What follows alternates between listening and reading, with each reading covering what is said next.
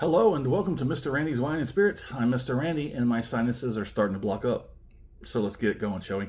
All my returning viewers, you know how we do and you know how Mr. Randy's sinuses do. So we got to hurry up and make it through this video before... So today we're going to be doing a final pour episode. Today's final pour episode is going to be of the Montelobos Mezcal Artisanal Espadin Joven, 100% agave, organic and sustainably grown. Man, they love putting all those words on there, don't they? It's a word salad. There you go. Waka. Waka. Waka. This is a 43.2% alcohol, but yet, that's right, 43.2. This is not a tequila. 750 milliliter bottle. All this information was gone over on the full review. If you haven't seen that, if this is your first episode in Mr. Randy's library, go ahead and take a step back.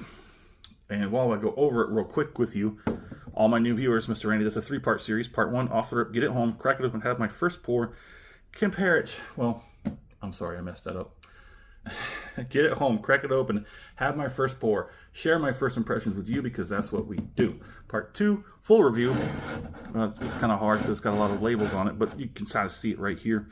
Full review time. We will drink it down halfway. We'll put the cork back on it, put it back on the shelf, let it sit for a week and a half. This one definitely spent more time on the shelf than anyone.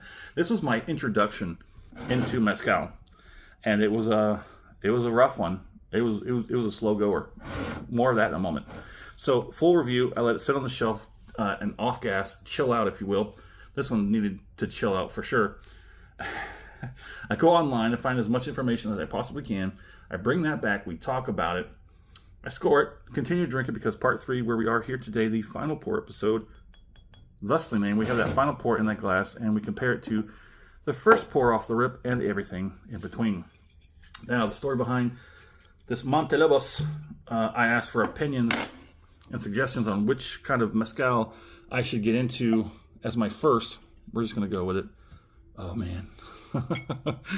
No sooner did I say it, it left my lips and regret came in afterwards. No. My entry point into mezcal, it was a recommendation. I now understand. Now it's almost 2 months later. Yes, that's right. This is, I told you it sat longer on the shelf than anything else. 2 months. 2 freaking months. That's 8 weeks. That's at least 2 to 3 weeks more than any other bottle I've had on the channel. On the nose, it has quieted down quite a bit. Off the rip, the nosing was heavy. It was deep. It was like very staunchy, earthy, green olives with pimento. You know, it was seriously thick. And it was. And the staunchiness was like, oh, it was so hard to get into. Watch the first review. Watch the first video off the rip. Montelobos, watch it. Then watch the second one and catch up to this one. I have since tried a few other mezcals, and yes, sir, this is not an entry point. No, unless you're a masochist, it's not an entry point. You know, you want to make yourself suffer, then yeah, I'm not saying that now because I've gotten used to it. I understand it more. It needs time to chill out. It needs a lot of time to chill out, actually. And yeah, because we are coming in at 43.2%. That is a whopper for... Whew. Okay, so on the nose, I'm still getting that dryness. It's like, it smells like a dry martini almost. If you made a dry martini with this, yeah, that's what it would smell like. All right, enough of that. Let's go ahead and get it on the palate.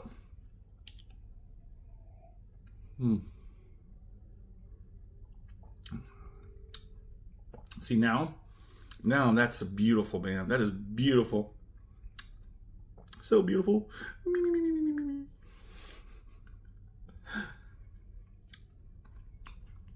It is. I understand it now, and I more appreciate it now.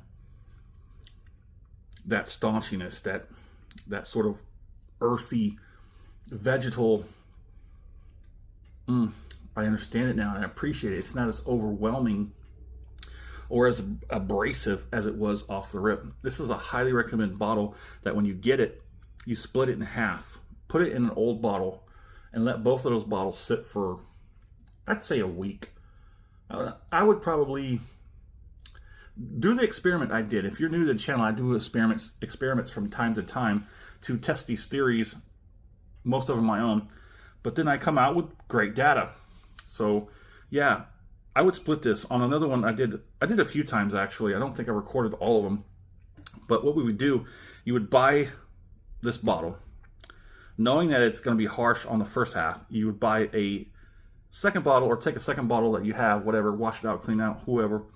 You would pour this bottle in half into the other one. You would split this bottle. Keep the cap or cork on this one and put it to the side. On the second bottle, you take that cap off or cork out, let it off gas for a moment or two, put it back, and put it back on the shelf. And do that for that second bottle every day for about a week. And then you could probably have a pour of that one and a pour of this one, and you will know the difference. You will see the difference. Do that for 2 weeks. Maybe only uncork this once after the first week, but don't cork it again to the second week. That other bottle, this B bottle over here, do that every day. Just for a minute or two. Just take the cap off, let it off gas, maybe even blow into it.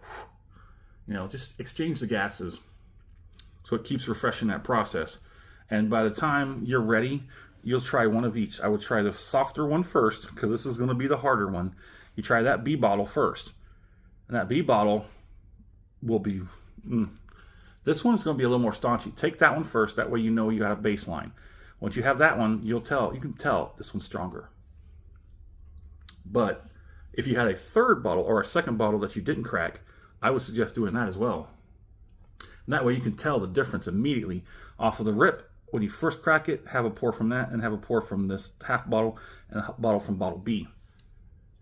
And just do like a little blind. Yeah, just a little sampling tasting. Let's go ahead and get this next one on here.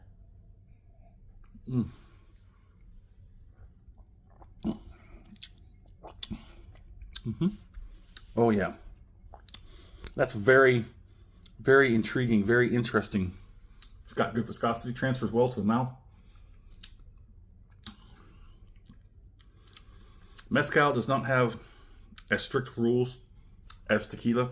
We talked about tequila not having very strict rules because, you know, lies, corruption. But they're working that out, as I understand. They are working that out. If you say it's additive free, you better be additive free. Organic, what does organic mean? We need clear definition of what organic means. And if it's not, you can't use that term. Ooh. Yep, it's a little heavy, okay? It's not like tequila. It's not just like every other tequila, not even the strongest tequila. This is distinguished. That's the word I was really looking for. Now, even the bottle looks really nice too. It's distinguished. It's got that distinguishment look to it. Yeah, I mean that's kind of what I said, but this is too much for a finish, so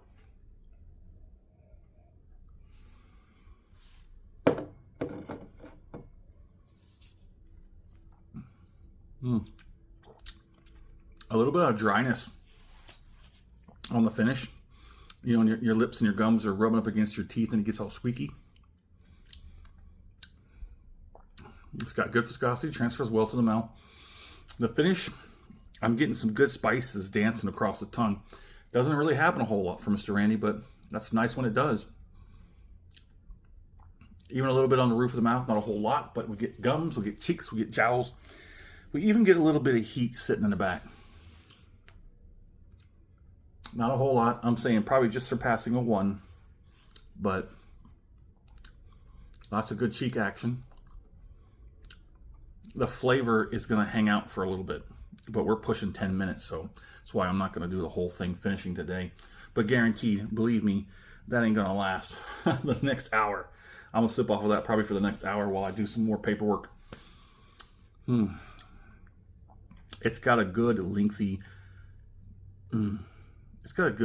solid finish on it, even after I mean, it started out overwhelming.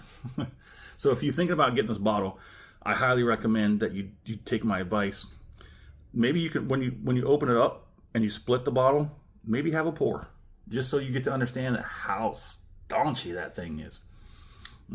That'll bend you over and spank you. if you're not ready for it. Some of you guys out there are drinking hazmat. You're drinking stuff that's 100 and, I don't know, 40 something and telling that that's not bad. I need something. Yeah, get off it. Okay. Anyways, there it is. Montelobos Espadin, beautiful mezcal. Took a little while to get to know it, but hey, glad I did. In the comment section, would love to know where you're at in this world. What are you currently drinking? Is there anything going on interesting in the world of libations around you?